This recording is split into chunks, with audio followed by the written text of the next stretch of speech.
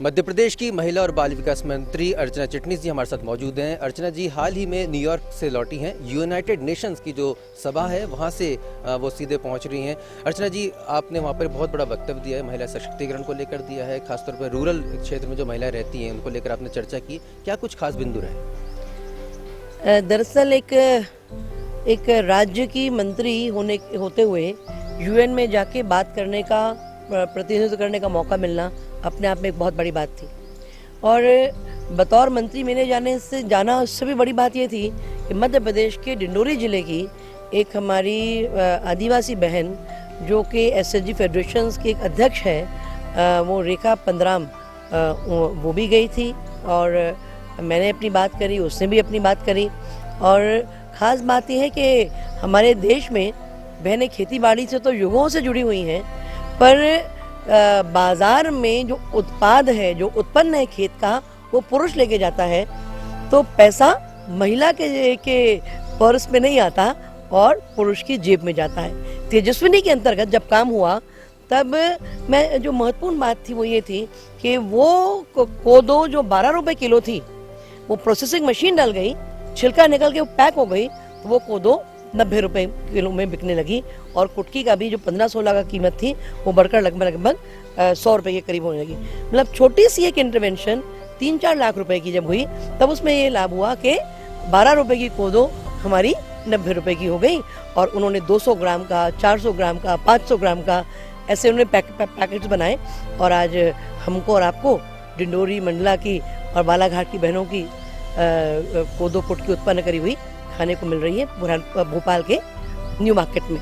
और कम पानी में जहाँ फसल ली जाती थी, वहाँ जब किसी न किसी भी दखल से गेहूं लगने लगा, तो गेहूं गरीबी का कारण हो गया, गेहूं कुपोषण का कारण हो गया, क्योंकि गेहूं लगाने लायक पानी नहीं था, गेहूं जैसी जमीन नहीं थी।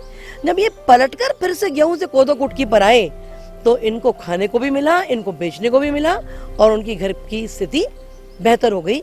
और आज परिवार भी इन सब बहनों का सम्मान करता है। जब शुरू में घर से निकली, जब उन्होंने समूह बनाया, जब ये बैंक जाती थी, जब ये बात करती थी, जब ये ट्रेनिंग में जाती थी, तब परिवार के और गांव के लोगों को भी लगता था कि औरतें कहाँ जा रही हैं, और आज उन्हीं को लगता है कि इन बहनों ने गांव की दिशा और दशा बदल दी। अर्चना जी, लेकिन यूनाइटेड नेशन का बड़ा मंच है, न्यूयॉर्क में आप वहाँ पे गई थी, तो किस तरह की तैयारी आपने की? क्या कुछ बातें आपकी जहन में आ रही थी कि क्या कुछ आप चर्चा में शामिल करेंगी, क्या कुछ आप सामने रखेंगी? और कहा जाए कि अंतिम क्षण में आपके दिमाग में एक प्लेटफॉर्म में आया होगा कि मैं और क्या कुछ यहाँ पर बयां करूँ जिससे महिलाओं का भला हो? कुल मिला के भारत के पास इतनी गहरी समझ है मानव जीवन की, वो समझ दुनिया के किसी देश के पास नहीं है। मैंने तो वहां जाके यही कहा कि मेरे देश के पास परिवार नाम की संस्था है, जिसके दम पर हमने पहले भी कठिनाइयों को पार किया है और जिसके दम पर आज भी हम दुनिया से टक्कर लेने के लिए खड़े हैं। आज भी जो हमारे बच्चे अचीवमेंट्स कर रहे हैं, वो अपनी माँ के दम पर करते हैं, वो अपने पिता के उनके लिए जो कमिटमेंट है उसके लिए करते हैं, क्योंकि यहाँ व्यक्ति अपने लिए नहीं जीता, अपने परिवार के लिए जीता है, अपने समाज के लिए जीता है। तो भारत की मजबूती का आधार परिवार है और हम परिवार के सशक्तिकरण की बात करते हैं। महिला परिवार की खूबी है। जब महिला समझ की सेहत बेहतर होती है, शिक्षा बेहतर होती है, तो अकेली महिला आगे नहीं बढ़ती, उसका सारा परिवार उस फोर्स के साथ में आगे बढ़ जाता है। और महत्वपूर्ण बात जो मैंने एक वहाँ करी कि हमारे दर्शन में, हमारे सारे एपिक्स में कहीं भी कोई भी चीज स्त्री और पुरुष के लिए अलग अलग कहीं नहीं गई। ऋग्वेद जो दुनिया की सबसे पुरानी किताब है, वो कहता है मनोर्भव, और जब ऋग्वेद कहता है मनोर्भव, तो वो पुरुष के लिए नहीं कहता मनोर्भव, वो बी ह्यूमन कहता है, स्त्री पुरुष दोनों के लिए। जेंडर शब्द का मेरे देश में कोई हिंदी पर्यायवाची नहीं है, क्योंकि हम स्त्री और पुरुष को मानव के रूप में देखते हैं। और हम योगा योग से जिस वर्ष मैं जब गई हूँ यूएन में, मेरे लिए बड़ी बात थी, रेखा के लिए तो बड़ी बात थी, पर मैं अपने लिए भी मानती हूँ कि संयुक्त राष्ट्र में जाके सारा अंतर्राष्ट्रीय परिदृश्य देखना, जो हमारी वहाँ की जो इस समय एक भारतीय महिला ही, एक मिसेस पुरी, वो commission for status of women की अध्यक्ष हैं।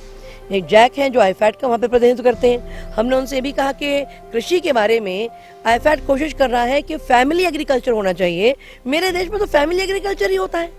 तो हमने उन्हें इनवाइट किया कि आप आएँ। हमारे मुख्यमंत्री जी कृषि के क्षेत्र में बहुत विशेष रुचि रखते हैं और वो उनका सबसे प्रायोरिटी का इशू है।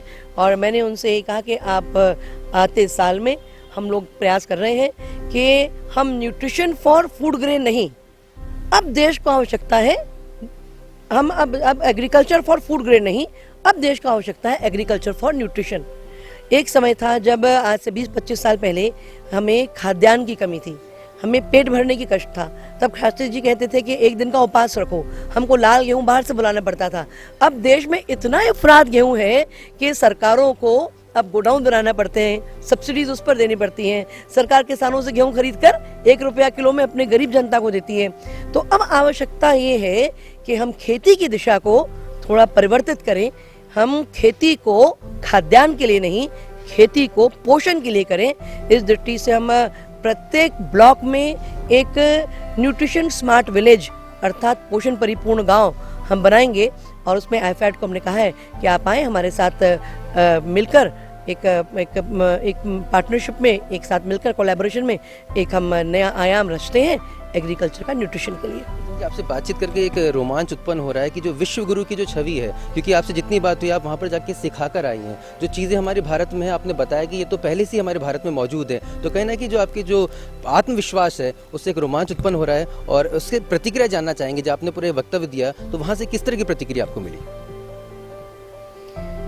वहां जाकर मुझे इस बात का एहसास और भी ज्यादा हुआ कि दुनिया भारत की तरफ देखती है विजडम के लिए, दुनिया भारत का सम्मान करती है और हम भारतीय अपनी उस पोजीशन को, उस स्थिति को और मानवता के लिए जवाबदारी को, हम में से हर एक व्यक्ति उसको समझे और अपना रोल बेहतर प्ले करे, ताकि मेरा देश दुनिया की तरक्की के लिए, दुनिया में आपसी रिलेशनशिप्स को में एक मानवीय एक और संस्कार लाने के लिए, और जिस प्रकार से हम प्रकृति के प्रति अपना रिलेशनशिप रखते हैं, हम हमारा जो है संघर्ष का उनका जो सारा बेसिस है वो संघर्ष का है कि व्यक्ति परिवार से संघर्ष कर रहा है, परिवार समाज से संघर्ष कर रहा है, समाज देश से संघर्ष कर रहा है और तरक्की प्रकृति से संघर्ष कर रही है। हमारा जो सारा सोच है वो संघर्ष का नहीं, समन्वय का है।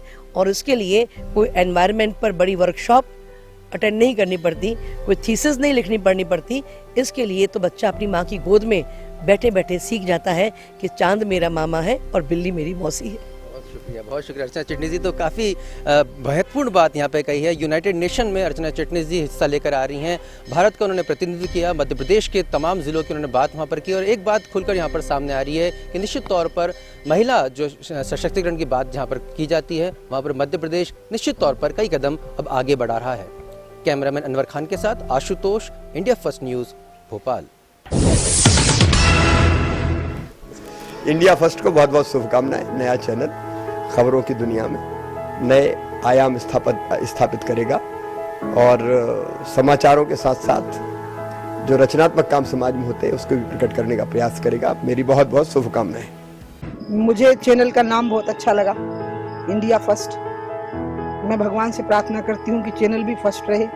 और जब आप इंडिया फर्स्ट की बात कह रहे हो, आपने नाम इंडिया फर्स्ट रखा है, तो आपके चैनल से वो बातें पूरी दुनिया को पता लगना चाहिए जिसमें वास्तव में इंडिया फर्स्ट है। मेरी पूरी शुभकामनाएं लीजिए। चाहे आपका ये इंडिया फर्स्ट ये जो चैनल है जिस तेजी से आगे बढ़ रहा है, आपको, आशुतोष जी को, चैनल को, इनके सहयोगियों को, सबको बहुत शुभकामना मेरी ओर से।